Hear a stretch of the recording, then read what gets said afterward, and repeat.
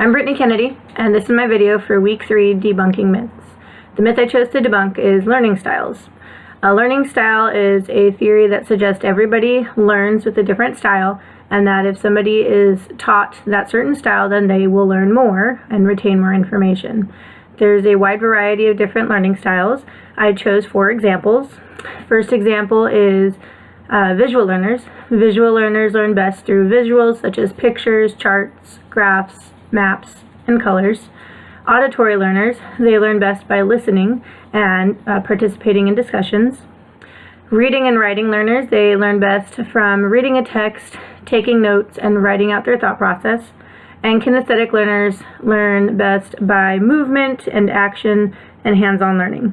The reason I picked these 4 examples is because these 4 learning styles are mentioned in Neil Fleming's VARK, V-A-R-K, model of student learning, and many of the articles I read, this model, the VARK model, was used to assess the different learning styles in the studies. From the research that I conducted in reading my articles, I found out that none of the articles had evidence that they could find or evidence that they could create through their own study that supported that an individual person learns from their specific learning style. A lot of their research showed that the studies tested the styles that a teacher used to teach, but not necessarily how a student learns. So there wasn't any evidence to back up the theory. There's, in one of the articles I found, a conversation with Howard Gardner himself, and he stated, "One unanticipated consequence has driven me to distraction, and that's the tendency of many people, including persons whom I cherish, to credit me with the notion of learning styles or to collapse multiple intelligences with learning styles. It's high time to relieve my pain and set the record straight."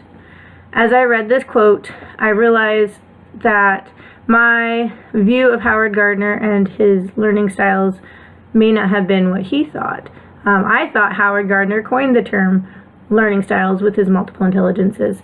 It may just be that he wanted people to be more aware that everybody learns differently and there's tons of different strategies that we could utilize. In the article, there were lots of different suggestions, but there are a few suggestions that were repeated in multiple articles. One of the suggestions is just to get to know your students, figure out your students' strengths and weaknesses, and teach to those strengths and help the students learn how they learn so they can continue to grow and succeed as students.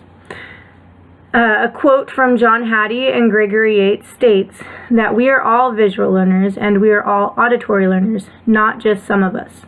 Laboratory studies reveal that we all learn when the inputs we experience are multimodal or conveyed through different media.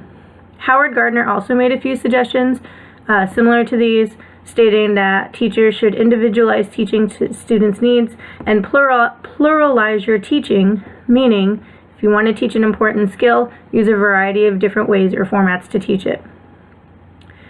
In my closing, I do want to reiterate those suggestions that I found in the articles, such as good practice is to just teach with a variety of formats.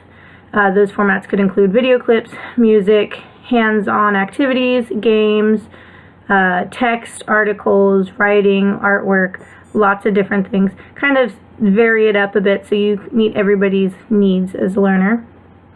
Another good practice, just get to know your students, not just academically, but also personally. The more you know about the kids, the more you can help them, and the more you can teach them. Another suggestion was just to not call it learning styles. It's just learning. Everybody learns a little bit differently. In my experience as a teacher, I started out being very focused on Howard Gardner. I thought his multiple intelligences were great. It explained so much in my own experience as a child with the different learning styles in the household I grew up with.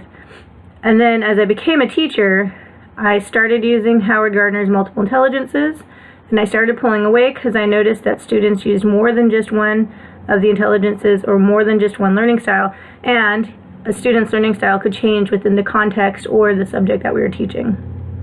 Another part of my closing for good practice is to teach and use the study habits that were discussed in Carrie's book, How We Learn.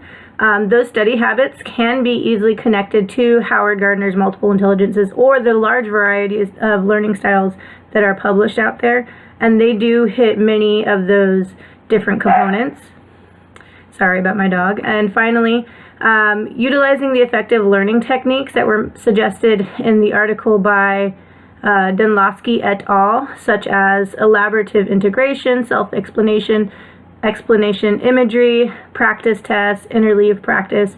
Those are also some that were mentioned in Carrie's books. I believe that those are just good practices, not necessarily focusing on learning styles. And that is the end of my video. Thank you.